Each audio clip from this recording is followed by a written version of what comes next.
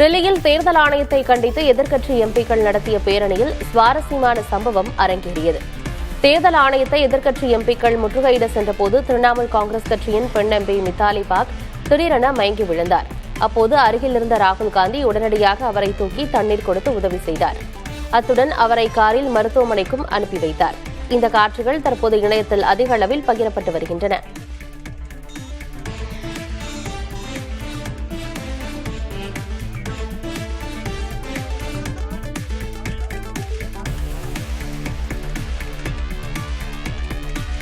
அகமதாபாத் விமான விபத்தை தொடர்ந்து இந்திய அரசின் மௌனமும் ஏர் இண்டியாவின் வெளிப்படைத்தன்மையற்ற தன்மையும் பாதிக்கப்பட்ட குடும்பங்களை அமெரிக்காவில் சட்ட போராட்டம் நடத்த தூண்டியுள்ளது. விபத்தில் உயிரிழந்த ஸ்வப்னில் சோனியின் சகோதரி திருப்தி சோனி, இது தயாரிப்பு பொறுப்பு வழக்காக இருக்கலாம் என்பதால் தாங்கள் அமெரிக்காவில் வழக்கு தொடர்கிறோம் என தெரிவித்தார். ஆனால் அதற்கு முன் எங்களுக்கு உண்மை தேவை, அதற்கு தரவுகள் தேவை. இந்திய அரசிடமிருந்து எங்களுக்கு எந்த ஆதரவும் கிடைக்கவில்லை என்று வருத்தத்துடன் தெரிவித்தார். திருவனந்தபுரம் டெல்லி ஏர் இண்டியா விமானம் தாமதமாக தரையிறங்கியது குறித்து விமான போக்குவரத்து இயக்குநரகம் விளக்கமளித்துள்ளது. தொழில்நுட்ப கோளாறு காரணமாக சென்னைக்கு திருப்பிவிடப்பட்ட ஏர் இண்டியா விமானம் தரையிறங்க அனுமதி கோரியபோது முன்னதாக புறப்பட்ட மற்றொரு விமானத்தின் விமானிகள் ஓடுதளத்தில் குப்பைகள் இருப்பதாக ஏடிசிக்கு தகவல் கொடுத்தனர். பிறகு ஓடுதளம் ஆய்வு செய்யப்பட்டதில் எந்த குப்பைகளும் இல்லை என உறுதிப்படுத்தப்பட்ட பிறகு விமானம் பாதுகாப்பாக தரையிறங்கியது என விமான போக்குவரத்து இயக்குநரகம் தெரிவித்துள்ளது.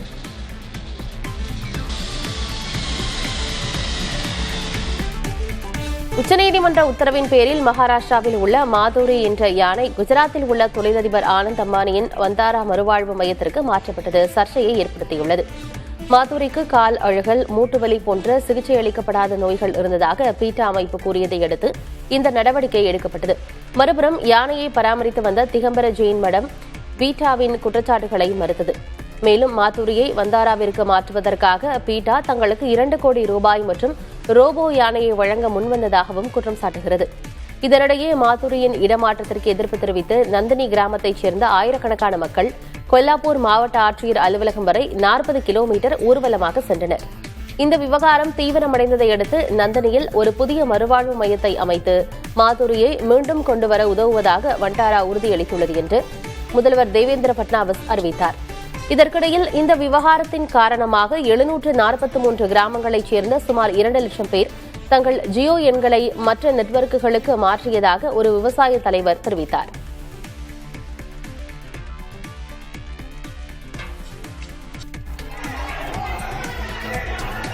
உத்தரப்பிரதேசத்தின் காசியாபாத்தில் காய்கறி சந்தையில் நடத்தப்பட்ட துப்பாக்கிச் சூட்டில் ஒருவர் பலத்த காயமடைந்தார். சாஹிபாபாத் காய்கறி சந்தையில் இரு தரப்பினருக்கிடையே வாக்குவாதம் முற்றிய நிலையில் துப்பாக்கிச் சூடு நடத்தப்பட்டதாக தெரிகிறது. இதில் ஒருவர் மீது குண்டு பாய்ந்து பலத்த காயமடைந்தார். இதையடுத்து அவர் சிகிச்சைக்காக மருத்துவமனைக்கு கொண்டு செல்லப்பட்டார். துப்பாக்கிச் சூடு சம்பவத்தின் போது காய்கறி சந்தையில் வியாபாரிகள், பொதுமக்கள் என ஏராளமானோர் இருந்ததால் அந்த பகுதியை பரபரப்பாக மாறியது. இச்சம்பவம் தொடர்பாக காவல்துறை விசாரணையில் ஈடுபட்டு வருகிறது.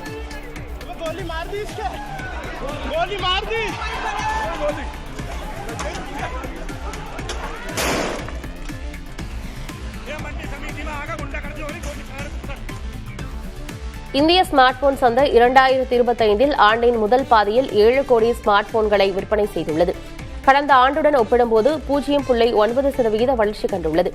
இதில் விவோ நிறுவனம் தொடர்ந்து 6வது காலாண்டாக முதலிடத்தை தக்க வைத்துள்ளது. சாம்சங் 2வது இடத்திலும் ஓப்போ 3வது இடத்திலும் உள்ளன. ஆப்பிள் நிறுவனத்தினுடைய ஐபோன் 16 இந்தியாவில் அதிகம் விற்பனையான மாடலாக திகழ்கிறது.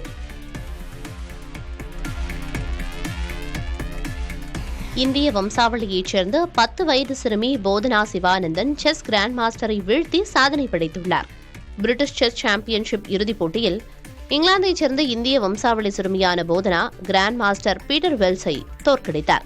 இதன் மூலம் ஒரு கிராண்ட் மாஸ்டரை வீழ்த்திய குறைந்த வயது பெண் வீராங்கனை என்ற வரலாற்று சாதனையை போதனா படைத்தார். 10 வயதே ஆகும் போதனா 2019 அமெரிக்காவின் கெரிசா ஈப் படைத்திருந்த சாதனையை முறியடித்திருக்கிறார். பிரிட்டிஷ் செஸ் விளையாட்டின் முகமாக இருக்கும் போதனா தனது 5 வயது முதலே செஸ் விளையாடி வருகிறார். இவரது பெற்றோர் திருச்சியைச் சேர்ந்தவர்கள். ஐடி துறையில் பணிபுரியும் போதனாவின் தந்தை சிவானந்தன் வேலாயுதம் 2007 லண்டனுக்கு குடிபெயர்ந்தார். யுக்ரைன் அதிபர் ஜெலன்ஸ்கியிடம் பேசியது மிகுந்த மகிழ்ச்சி அளிப்பதாக பிரதமர் நரேந்திர மோடி தெரிவித்துள்ளார். யுக்ரைன் அதிபர் ஜெலன்ஸ்கியுடன் பிரதமர் மோடி தொலைபேசியில் உரையாடினார். அப்போது ரஷ்யா போர், இருநாட்டு நல்லுறவு உள்ளிட்டவை தொடர்பாக இருவரும் ஆலோசனை செய்தனர். இந்நிலையில் ஜெலன்ஸ்கியுடனான தனது பேச்சு தொடர்பாக எக்ஸ் தளத்தில் பதிவிட்டுள்ள மோடி, போர் குறித்த அண்மைய நிலவரங்களை ஜெலன்ஸ்கியிடம் கேட்டு தெரிந்து கொண்டதாகவும், தற்போது சூழலுக்கு விரைவான மற்றும் அமைதியான தீர்வு தேவை என்ற இந்தியாவின் நிலைப்பாட்டை அவரிடம் எடுத்துக் கூறியதாகவும் தெரிவித்துள்ளார். மேலும் இந்த விவகாரத்தில் இந்தியா தன்னாலான அனைத்து உதவிகளையும் செய்யும் எனவும் பிரதமர் மோடி உறுதியளித்தார்.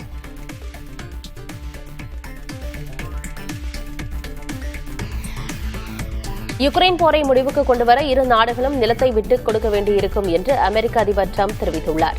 ஆகஸ்ட் 15ஆம் தேதி ரஷ்ய அதிபர் புட்டினுடன் தான் நடத்தவிருக்கும் சந்திப்பு ஒப்பந்தத்திற்கு அவர் தயாராக இருக்கிறாரா என்பதை உடனடியாக காட்டும் என அதிபர் டிரம்ப் கூறினார். ஆனால் யுக்ரைனுக்கு பாதகமான ஒரு ஒப்பந்தத்தை டிரம்ப் ஏற்படுத்தி விடுவாரோ என ஐரோப்பிய நாடுகள் அச்சம் தெரிவிக்கின்றன.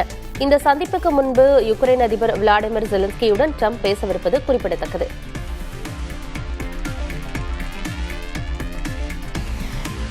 இந்தியா அமெரிக்கா உறவில் ஒரு பெரிய நெருக்கடி ஏற்பட்டுள்ளதாக அமெரிக்காவின் வெளியுறவுக் கொள்கை நிபுணர் வசந்த் எஸ் சங்கேரா தெரிவித்துள்ளார். டிரம்பின் வர்த்தக தடைகள், ரஷ்ய எண்ணெய்க்கான புதிய வரி விதிப்பு உள்ளிட்டவை உறவில் பிளவை ஏற்படுத்தியுள்ளதாக அவர் குறிப்பிட்டுள்ளார். டிரம்ப் இந்தியா பாகிஸ்தான் விவகாரத்தில் தலையிட முயன்றதை இந்தியா நிராகரித்ததும் உறவில் மேலும் சிக்கலை ஏற்படுத்தியுள்ளது எனவும் தெரிவித்தார். இந்த உறவை சரி செய்து மீட்டமைக்க உடனடியாக நடவடிக்கை எடுக்க வேண்டும் என்றும் சங்கேரா வலியுறுத்தியுள்ளார்.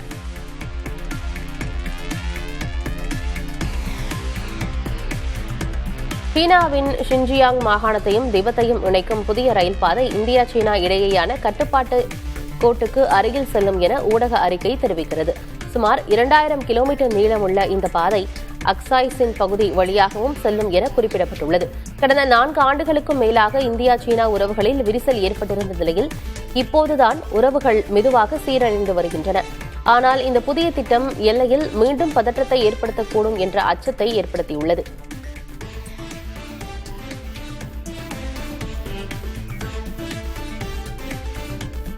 இஸ்ரேல் தாக்குதலில் பலியான பத்திரிகையாளர் ஒருவரின் கடைசி பதிவு உலகையே உலுக்கியுள்ளது. காசாவில் அல் ஷீஃபா மருத்துவமனை அருகே இஸ்ரேல் நடத்திய தாக்குதலில் அல் ஜசீரா பத்திரிகையாளர் அனாஸ் அல் ஷரீப் உள்ளிட்ட 6 பத்திரிகையாளர்கள் கொல்லப்பட்டனர். இஸ்ரேலின் போர்க்குற்றங்களை அஞ்சாமல் பதிவு செய்து இவரை கடந்த ஜூலை மாதம் இஸ்ரேலிய ராணுவம் ஹமாஸ் பயங்கரவாதி என்று குற்றம் சாட்டியிருந்தது. இந்நிலையில் தாக்குதலுக்கு முன்னர் அனாஸ் சமூக ஊடகத்தில் தனது கடைசி செய்தி என்ற தலைப்பில் ஒரு பதிவை வெளியிட்டிருந்தார். அதில் இந்த வார்த்தைகள் உங்களை அடைந்தால் இஸ்ரேல் என்னை கொன்று என் குரலை ஒடுக்கிவிட்டது என்று அறிந்து கொள்ளுங்கள் என்று குறிப்பிட்டிருந்தார். இந்த படுகொலைக்கு பத்திரிகையாளர் பாதுகாப்பு குழுவான சிபிஜே கடும் கண்டனம் தெரிவித்துள்ளது.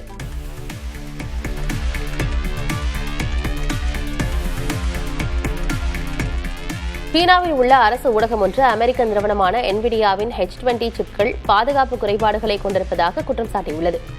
என்விடியாவின் H20 சிப்கள் தொழில்நுட்ப ரீதியாக மேம்பட்டவை அல்ல என்றும், இந்த சிப்களில் தொலைதூர அணுகலை அனுமதிக்கும் பின்னடைவு நுழைவு இருக்கலாம் எனவும் குற்றச்சாட்டு எழுந்துள்ளது. ஆனால் தங்கள் தயாரிப்புகளில் இதுபோன்ற பாதுகாப்பு அச்சுறுத்தல்கள் எதுவும் இல்லை என்றும் என்விடியா மறுத்துள்ளது. சீனாவின் மற்றொரு அரசு ஊடகம் பயனர்களின் நம்பிக்கையை பெற என்விடியா நம்பகமான பாதுகாப்பு ஆதாரங்களை வழங்க வேண்டும் என வலியுறுத்தியுள்ளது.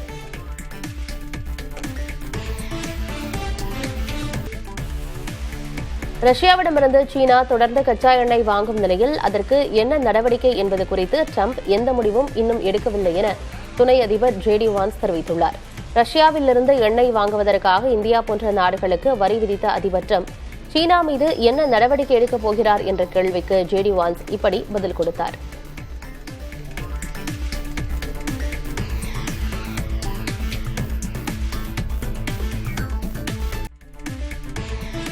மக்களவை மற்றும் மாநிலங்களவையில் நிலுவையில் இருந்த பல்வேறு மசோதாக்கள் நிறைவேற்றப்பட்டன.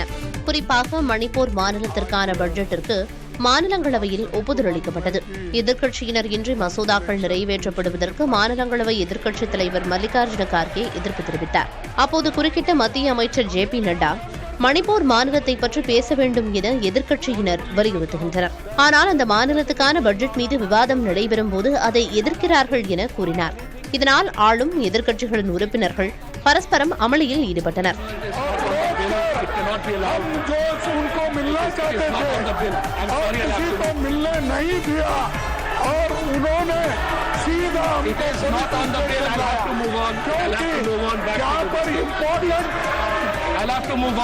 பத்து நிமிடங்கள் ஒத்திவைக்கப்பட்ட மாநிலங்களவை மீண்டும் கூடியவுடன் கோவா மாநில பழங்குடிகள் பட்டியல் திருத்த மசோதாவுக்கு ஒப்புதல் அளிக்கப்பட்டது.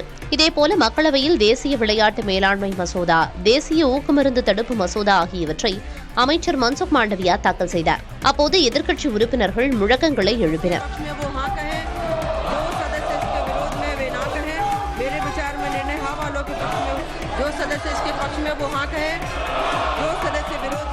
எனினும் குரல் வாக்கெடுப்பு மூலம் 2 மசோதாக்களும் நிறைவேற்றப்பட்டன.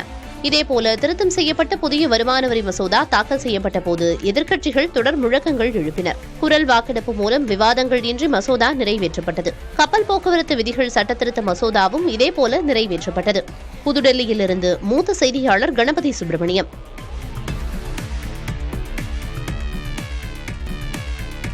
கேரள மாநிலம் திருச்சூரில் ஆம்புலன்ஸ் செல்வதற்காக பெண் காவலர் ஒருவர் போக்குவரத்தை ஒழுங்குபடுத்திய செயல் பாராட்டை பெற்றுள்ளது.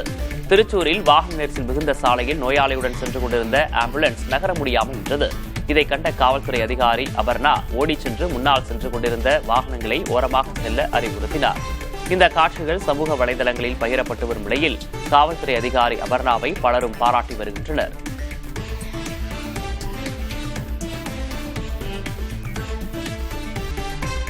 டெல்லி வாஷிங்டன் இடையிலான விமான சேவையை செப்டம்பர் 1 முதல் நிறுத்துவதாக ஏர் இந்தியா அறிவித்திருக்கிறது. போயிங் 787 ரக விமானங்களை மேம்படுத்துவதால் ஏற்படும் விமான பற்றாக்குறை மற்றும் பாகிஸ்தான் வான்வெளி தொடர்ந்து மூடப்பட்டிருப்பதால் விமானங்களின் பயண நேரம் அதிகரிப்பது ஆகியவையே இந்த முடிவுக்கு முக்கிய காரணங்களாக பார்க்கப்படுகிறது. எனவே செப்டம்பர் 1ஆம் தேதிக்கு பிறகு உள்ள விமான சேவைக்கு முன்பதிவு செய்த பயணிகளுக்கு அவர்களின் விருப்பப்படி மாற்று ஏற்பாடுகளையோ அல்லது முழு தொகையையும் திரும்பப் பெறுவதற்கான வாய்ப்போ வழங்கப்படும் என ஏர் இந்தியா அறிவித்துள்ளது. அமெரிக்கா தனது நேர்காணல் விலக்கு திட்டமான டிராபாக்ஸ் வசதியை வருகிற செப்டம்பர் 2ஆம் தேதி முதல் அதிகாரப்பூர்வமாக நிறுத்த உள்ளது. இதனால் வேலை மற்றும் மாணவர் விசாக்களுக்கு விண்ணப்பிக்கும் பெரும்பாலானோர் இனி அமெரிக்க தூதராக அதிகாரியை நேரில் சந்தித்து நேர்காணலில் பங்கேற்க வேண்டும் என அமெரிக்கா வலியுறுத்தியுள்ளது. பாதுகாப்பை மேம்படுத்தும் நோக்கில் கொண்டுவரப்படும் இந்த புதிய நடைமுறை இந்தியா போன்ற அதிக எண்ணிக்கையிலான விண்ணப்பதாரர்கள் உள்ள நாடுகளில் விசா வழங்குவதில் பெரும் காலதாமத்தை ஏற்படுத்தக்கூடும் என நிபுணர்கள் எச்சரிக்கின்றனர். கவிஞரும் பாடலாசிரியருமான வைரமுத்துவுக்கு எதிராக இந்து அமைப்பினரும் பாஜகவினரும் போராட்டத்தில் ஈடுபட்டுள்ளனர். வைரமுத்து மீதான கண்டனத்திற்கு ராமர் குறித்த சர்ச்சை பேச்சு காரணமாக கூறப்படுகிறது. என்ன பேசினார் வைரமுத்து என்பதை பார்க்கலாம்.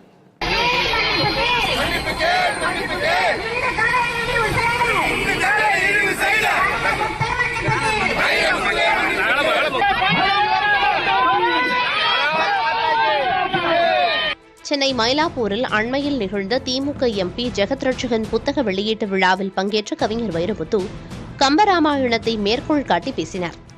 சீதையை பிரிந்த ராமன் செய்வதறியாமல் புத்தி சுவாதீனம் இழந்து விட்டான்.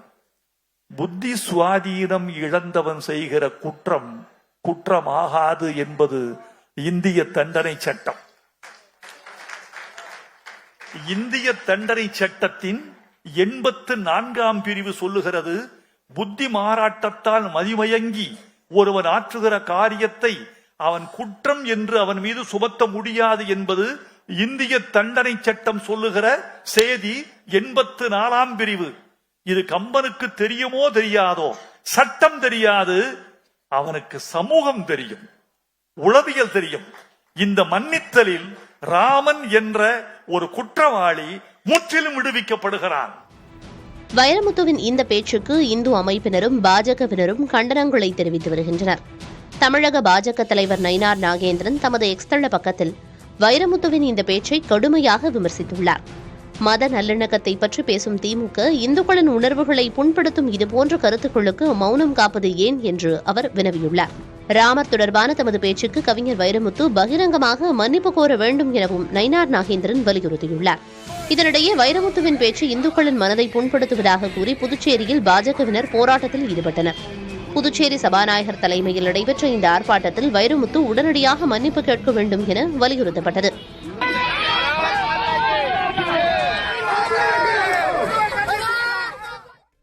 தமிழ்நாட்டில் முதியோர் மற்றும் மாற்றுத்திறனாளிகளின் வீடுகளுக்கே சென்று ரேஷன் பொருட்களை விநியோகிக்கும் முதலமைச்சரின் தாயுமானவர் திட்டம் இன்று முதல் அமல்படுத்தப்படுகிறது.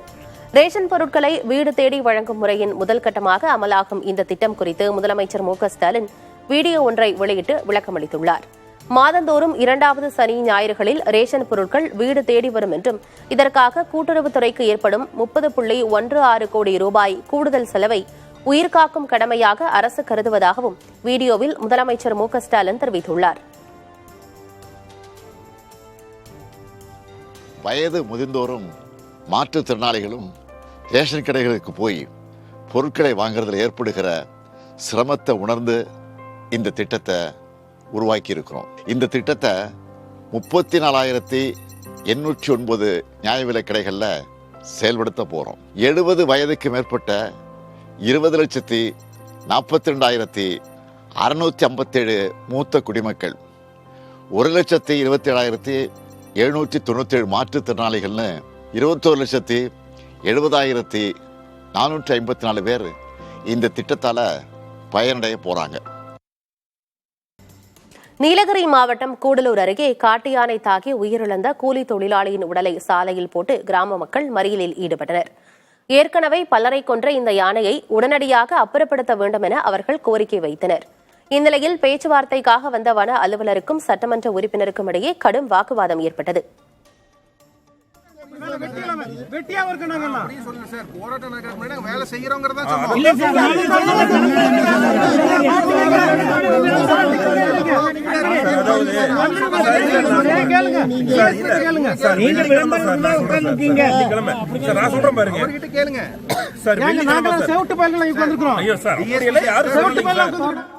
திருச்சி மாவட்டம் முசிறி அருகே உள்ள பேரூர் கிராம அரசு பள்ளி சமையல் அறையின் மேற்கூரை பேருந்து விழுந்ததால் பெற்றோர் போராட்டத்தில் ஈடுபட்டனர்.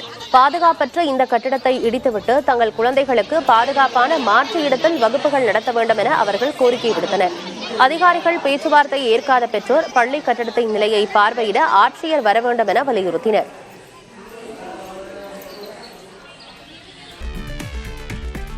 சொத்து குவிப்பு வழக்கை மீண்டும் விசாரிக்க வேண்டும் என சென்னை உயர்நீதிமன்ற உத்தரவுக்கு எதிராக அமைச்சர்கள் தங்கம் தென்னரசு, KKSSR ராமச்சந்திரன் ஆகியோர் தொடர்ந்த வழக்கு மேல்முறையீட்டு மனுக்களை உச்சநீதிமன்றம் முழுமையான விசாரணைக்கு ஏற்றது. அமைச்சர்களின் மேல்முறையீட்டு மனுக்கள் மீதான விசாரணை உச்சநீதிமன்ற நீதிபதிகள் அசானுதீன் அனுமல்லா, SPN பாட்டி ஆகியோர் அடங்கிய அமர்வில் மீண்டும் விசாரணைக்கு வந்தன. அப்போது தங்கம் தென்னரசு, KKSSR ராமச்சந்திரனின் மேல்முறையீட்டு மனுக்களை முழு விசாரணைக்கு ஏற்பதாக நீதிபதிகள் தெரிவித்தனர். ஏற்கனவே சொத்து குவிப்பு வழக்கு விவகாரத்தில் அமைச்சர்களுக்கு எதிரான கீழமை நீதிமன்ற விசாரணை மற்றும் சென்னை உயர்நீதிமன்ற உத்தரவுக்கு விதிக்கப்பட்ட தடை தொடரும் என்றும் நீதிபதிகள் தெரிவித்தனர்.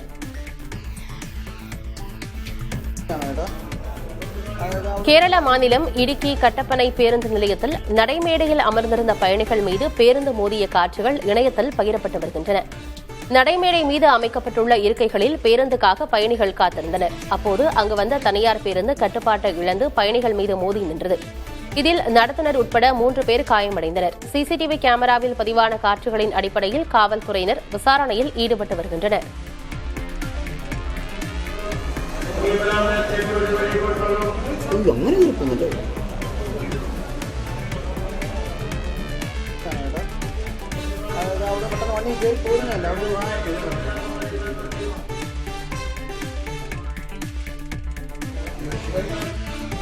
கேரள மாநிலம் திரிசூரில் ஆம்புலன்ஸ் செல்வதற்காக பெண் காவலர் ஒருவர் போக்குவரத்தை ஒழுங்குபடுத்திய செயல் பாராட்டை பெற்றுள்ளது. திரிசூரில் வாகன நெரிசல் மிகுந்த சாலையில் நோயாளியுடன் சென்று கொண்டிருந்த ஆம்புலன்ஸ் நகர முடியாமல் நின்றது.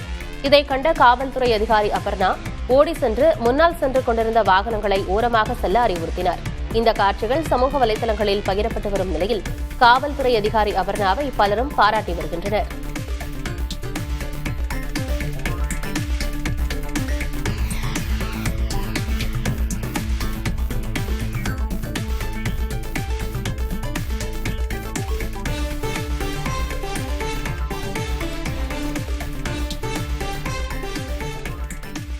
பிரிட்டனைச் சேர்ந்த எழுத்தாளர் ராபர்ட் மெக்பார்லோன் எழுதிய இஸ் த ரிவர் அலைவ் என்ற புதிய நூலில் சென்னை அடையாறு மற்றும் எண்ணூர் கழிமுகத்தின் அவலங்களை விரிவாக பதிவு செய்துள்ளார்.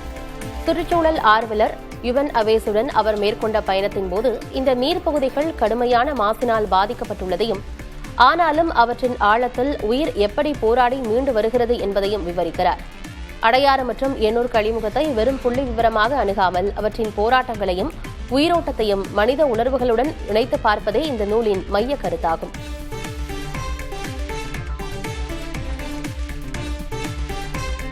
கேரள மாநிலம் திருச்சூரில் ஓடும் பேருந்திலிருந்து பெண் ஒருவர் நிலை தடுமாறி முன்பக்க கதவு வழியாக சாலையில் விழுந்த பதற வைக்கும் காட்சி வெளியாகியுள்ளது.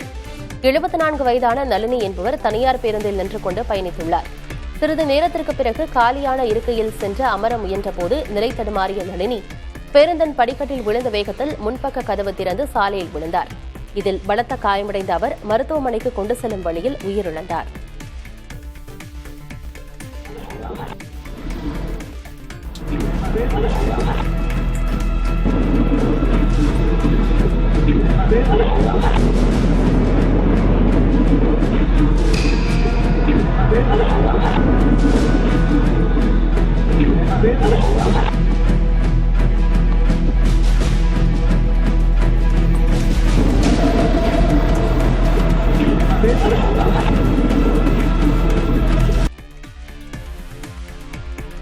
சமீபத்தில் நடந்த மகளிர் உலக கோப்பையை வென்ற இந்தியாவின் இளம் சதுரங்க வீராங்கனை திவ்யா தேஷ்முக் ஆன்லைன் பெண்கள் ஸ்பீட் செஸ் சாம்பியன்ஷிப் போட்டியிலும் சீனாவின் லை டிங்கை 10-3 என்ற கணக்கில் வீழ்த்தி காலிறுதிக்கு முன்னேறியுள்ளார். இதற்கடுத்ததாக அவர் உலக நம்பர் 1 வீராங்கனையான சீனாவின் இஃபானை காலிறுதியில் எதிர்கொள்ள இருக்கிறார். திவ்யாவின் இந்த தொடர்ச்சியான வெற்றிகள் சீன வீராங்கனைகளின் ஆதிக்கத்துக்கு ஒரு சவாலாக அமைந்துள்ளது. உள்நோக்கம் இல்லாமல் ஒரு பெண்ணின் கையை ஆண் பிடித்து இழுப்பது குற்றமாகாது என உயர்நீதிமன்ற மதுரை கிளை தெரிவித்துள்ளது. திருமணமாகாத மனநலம் பாதிக்கப்பட்ட பெண்ணின் கையை பிடித்து இழுத்ததாக மதுரை மாவட்டத்தைச் சேர்ந்த நபருக்கு 3 ஆண்டு சிறை தண்டனை விதிக்கப்பட்டது. இதை ரத்து செய்ய கோரி அவர் தாக்கல் செய்த மேல்முறையீட்டு மனுவை விசாரித்த உயர்நீதிமன்ற மதுரை கிளை நீதிபதி RN மஞ்சுளா, ஒரு பெண்ணின் கையை ஆண் பிடித்து இழுப்பது என்பது அப்பெண்ணின் கண்ணியத்தை பாதிக்கும் செயல் என குறிப்பிட்டார். இருப்பினும் உள்நோக்கம் இல்லாமல் கையை பிடித்து இழுப்பது அந்த பெண்ணை அவமதிப்பதாகாது, அது குற்றமும் இல்லை என நீதிபதி தெரிவித்தார்.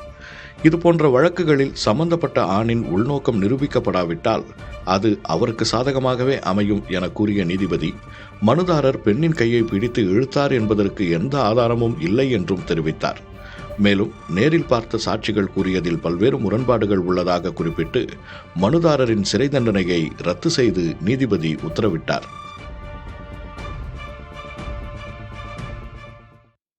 இனிவரும் செய்திகளை அடுத்தடுத்து பார்க்கலாம்.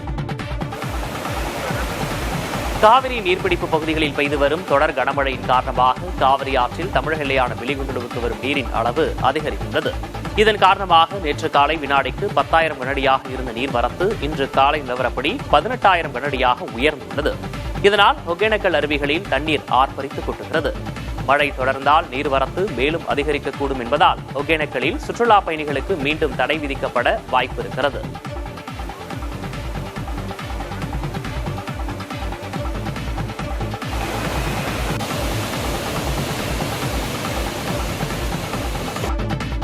திருவண்ணாமலையில் காவலர் ஒருவரின் புதிய சைக்கிளை சாமியார் வேடத்தில் வந்தவர் திருடிச் சென்றுள்ளார். வீட்டின் முன்பு நிறுத்தப்பட்டிருந்த சைக்கிளை காவி உடை அணிந்திருந்த ஒருவர் திருடிச் செல்வது அங்கிருந்த சிசிடிவி காட்சிகளில் பதிவாகியுள்ளது.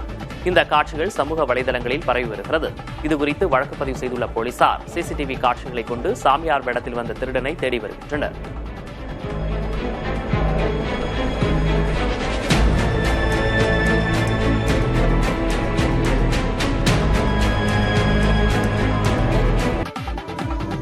திருத்தணி முருகன் கோவிலில் கடந்த 11 நாட்களில் 96 லட்சம் ரூபாய் பணம் உண்டியல் காணிக்கையாக பெறப்பட்டுள்ளது. ஆடி மாதம் மற்றும் ஆடி கிருத்திகை தெப்பத் திருவிழாவை முன்னிட்டு தரிசனத்திற்கு வந்த பக்தர்கள் இந்த காணிக்கைகளை வழங்கியுள்ளனர். 165 கிராம் தங்கமும் 6.5 கிலோ வெள்ளியும் காணிக்கையாக கிடைத்துள்ளதாக கோயில் நிர்வாகம் தெரிவித்துள்ளது.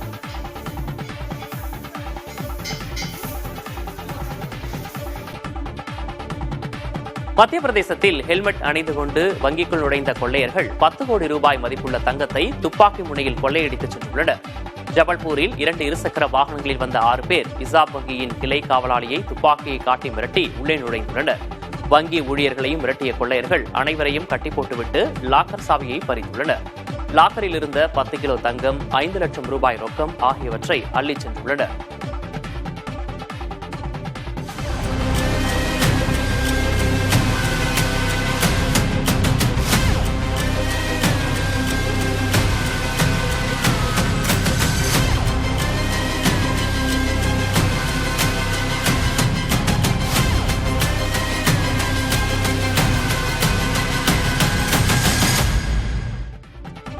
அறிவிச்சு அமைச்சர் திரு KP அன்பழகன் தமிழ்நாட்டில் அதிமுக ஆட்சி அமைந்ததும் தாலிக்கு தங்கம், மாணாக்கருக்கு மடிக்கணினி உள்ளிட்ட திட்டங்கள் மீண்டும் செயல்படுத்தப்படும் என்று அக்கட்சியின் பொதுச் செயலாளர் எடப்பாடி பழனிசாமி தெரிவித்துள்ளார். மக்களை காப்போம், தமிழகத்தை மீட்போம் என்ற பெயரில் மாநிலம் முழுவதும் சுற்றுப்பயணம் செய்து வரும் எடப்பாடி பழனிசாமி கிருஷ்ணகிரி மாவட்டத்தில் பரப்புரை மேற்கொண்டார். கிருஷ்ணகிரி, ராயக்கோட்டை, தளி, ஒசூரை தொடர்ந்து இரவு 11 மணிக்கு சூளகிரியில் பரப்புரை செய்தார். தெலுங்கு பேசும் மக்கள் அதிகம் வசிக்கும் மாவட்டம் என்பதால் பழனிசாமி தெலுங்கில் பேசி கவனம் ஈர்த்தார். అందరికీ నమస్కారం. బాగుండారా? நலமா இருக்கிறீங்களா? தெலுங்கா இருந்தாலும் தமிழாக இருந்தாலும் ஒன்றாக இணைந்து நாம் மிகப்பெரிய வெற்றி பெற வேண்டும். நாம் அத்தனை பேரும் ஒரு தாய் மக்களாக இருந்து திமுகவை வீழ்த்த வேண்டும். ஸ்ரீரங்கம் கோயில் யாத்ரீகர் நிவாஸ் விடுதிக்கு ஆன்லைனில் முன்பதிவு செய்வதாக கூறி மோசடி நடப்பதாக புகார்கள் எழுந்துள்ளன. போலி இணையதளங்கள் மற்றும் இணைப்புகள் மூலம் பணம் வசூலிக்கப்படுவதால் இனி ஆன்லைன் முன்பதிவு வசதி இல்லை என ஸ்ரீரங்கம் கோயில் நிர்வாகம் அறிவித்துள்ளது.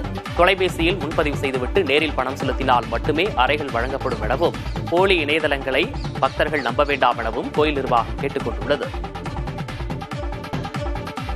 திருவாரூர் மாவட்டம் நன்னிலம் அருகே உள்ள புத்தாறு தடுப்பணையில் குளிக்கச் சென்ற 4 இளைஞர்கள் நீரில் மூழ்கி உயிரிழந்தனர்.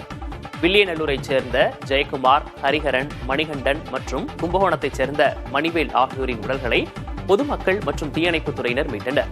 மீட்கப்பட்ட உடல்கள் கூராய்விற்காக அனுப்பப்பட்டுள்ளன.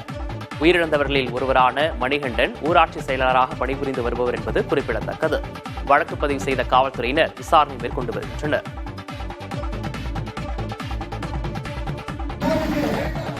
சாதி ஆணவ படுகொலைகளுக்கு எதிராக தனிச்சட்டம் இயற்ற மத்திய மாநில அரசுகளை வலியுறுத்தி தமிழ்நாட்டின் பல்வேறு மாவட்டங்களிலும் விடுதலை சிறுத்தைகள் கட்சியினர் ஆர்ப்பாட்டம் நடத்தினர்.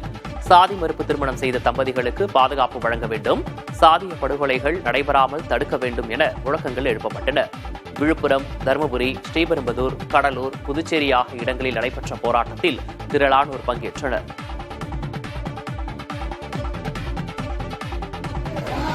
சென்னை செம்மஞ்சேரி அருகே குமரன் நகரில் இளைஞர் ஒருவரை கத்தியால் வெட்டிய சம்பவத்தில் சிறார் உட்பட 3 பேர் கைது செய்யப்பட்டனர். மது போதையில் நடந்த இந்த தாக்குதலில் காயமடைந்த புருஷோத்தமன் என்ற இளைஞருக்கு மருத்துவமனையில் சிகிச்சை அளிக்கப்பட்டு வருகிறது. விசாரணை நடத்திய காவல்துறையினர் செம்மஞ்சேரியைச் சேர்ந்த அருண், ஸ்ரீதர் மற்றும் 17 வயது சிறுவனை கைது செய்தனர். நீதிமன்ற உத்தரவின்படி 2 பேர் சிறையிலும் சிறுவன் கூர்நோக்கு இல்லத்திலும் அடைக்கப்பட்டனர்.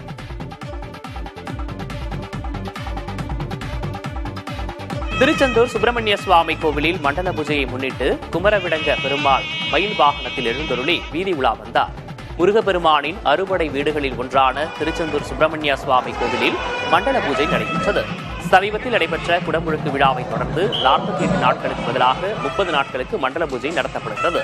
இதனை முன்னிட்டு குமரவிடங்கா பெருமாள் மயில் வாகனத்தில் எழுந்தருளி திருவீதி உலா வந்தார். இந்த நிகழ்வில் ஏராளமான பக்தர்கள் கலந்து கொண்டு சாமி தரிசனம் செய்தனர்.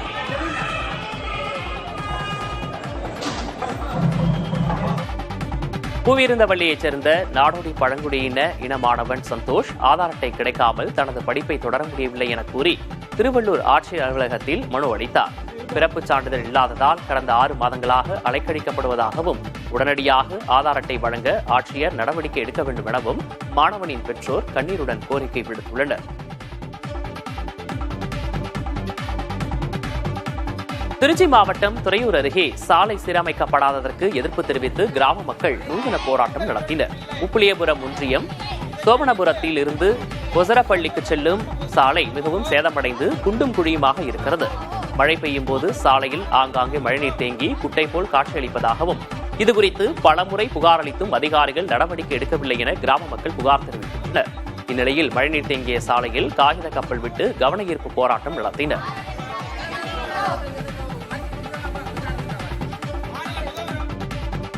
வீட்டுமனை பட்டா கேட்டு கரூர் ஆட்சியர் அலுவலகம் முன்பு காத்திருப்பு போராட்டத்தில் ஈடுபட்டோர் கைது செய்யப்பட்டனர். வீட்டுமனை பட்டா கேட்டு மனு அளித்தவர்களுக்கு உடனடியாக 5 சென்ட் இடம் ஒதுக்கீடு செய்யவும், தமிழகம் முழுவதும் வீடற்ற ஏழைகளுக்கு வீட்டுமனை பட்டாக்களை இலவசமாக வழங்க வலியுறுத்தியும் இந்திய கம்யூனிஸ்ட் கட்சியின் மார்க்சிஸ்ட் லெனினிஸ்ட் பிரிவு சார்பில் போராட்டம் நடைபெற்றது.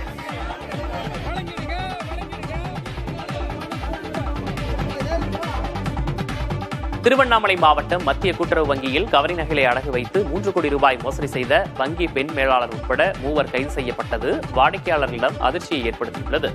காந்திநகர் மத்திய கூட்டுறவு வங்கியில் ராமதாஸ், ஏழுமலை ஆகியோர் கடந்த ஆண்டு கவரிங் நகைகளை அடகு வைத்து பணம் பெற்றுள்ளனர்.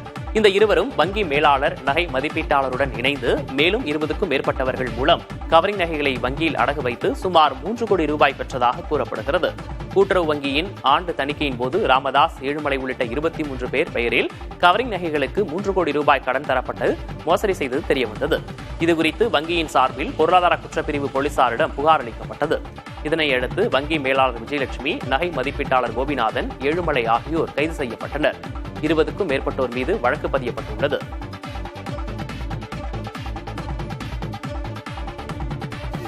திருவண்ணாமலையில் மாமியார் மருமகள் சண்டை கொலையில் முடிந்து அதிர்ச்சியை ஏற்படுத்தியுள்ளது. கீழ்பெண்ணாத்தூர் அடுத்த வேட்டவளம் பேரூராட்சியில் மாமியார் ஐயம்மாள், மருமகள் தேவி இடையே கடந்த 3 ஆண்டுகளாக குடும்ப பிரச்சனை இருந்து வந்ததாக கூறப்படுகிறது. இந்நிலையில் இரவில் தூங்கிக் கொண்டிருந்த மாமியாரின் தலைமுடியை பிடித்து இழுத்து அவரது கழுத்தை நெரித்தும் தலையில் தாக்கியும் மருமகள் தேவி கொடூரமாக கொலை செய்துள்ளார். பின்னர் காவல் நிலையத்தில் சரணடைந்த தேவி மாமியாரை கொன்றுவிட்டதாக தெரிவித்துள்ளார். நிகழ்விடத்திற்கு சென்ற காவல்துறையினர் மாமியாரின் உடலை மீட்டதோடு மருமகளை கைது செய்தனர். விருதுநகர் மாவட்டம் சிவகாசியில் பிரபல பட்டாசாலை உரிமையாளர்களுக்கு சொந்தமான வீடுகள், அலுவலகங்கள் மற்றும் தனியார் டிரான்ஸ்போர்ட் நிறுவனங்களில் வருமான வரித்துறையினர் சோதனை நடத்தினர். வரி ஏய்ப்பு புகாரின் அடிப்படையில் 10க்கும் மேற்பட்ட அதிகாரிகள் ஒரே நேரத்தில் 7 இடங்களில் சோதனை நடத்தினர்.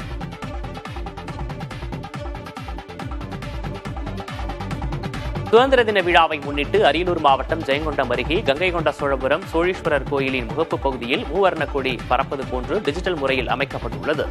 தொல்லியல் துறை சார்பில் அமைக்கப்பட்டுள்ள டிஜிட்டல் மூவர்ண கொடியை பொதுமக்கள் பலரும் பார்த்து வியந்தனர்.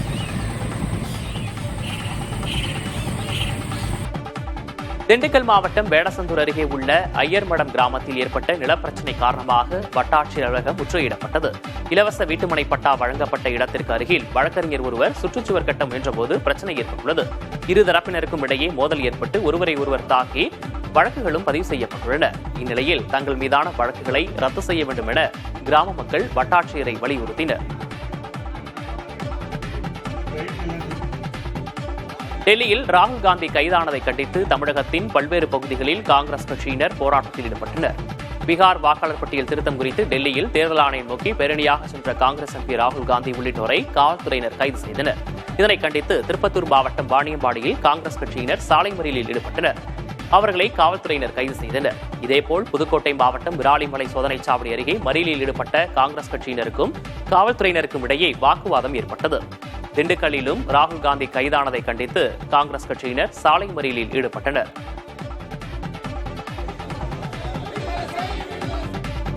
தேனி மாவட்டம் கம்பம் அருகே 16 வயது மகள் காணாமல் போனதாக தாயார் காவல் நிலையத்தில் புகார் அளித்துள்ளார். காவல்துறை உரிய நடவடிக்கை எடுக்கவில்லை என கூறிய அவர் தனது உறவினர்களுடன் சேர்ந்து சுருளி அருவி நெடுஞ்சாலையில் மறியலில் ஈடுபட்டார். இதனால் 1 மணி நேரத்திற்கு மேலாக போக்குவரத்து பாதிக்கப்பட்டது. விரைந்து நடவடிக்கை எடுப்பதாக காவல்துறையினர் உறுதியளித்ததன் பேரில் போராட்டம் கைவிடப்பட்டது.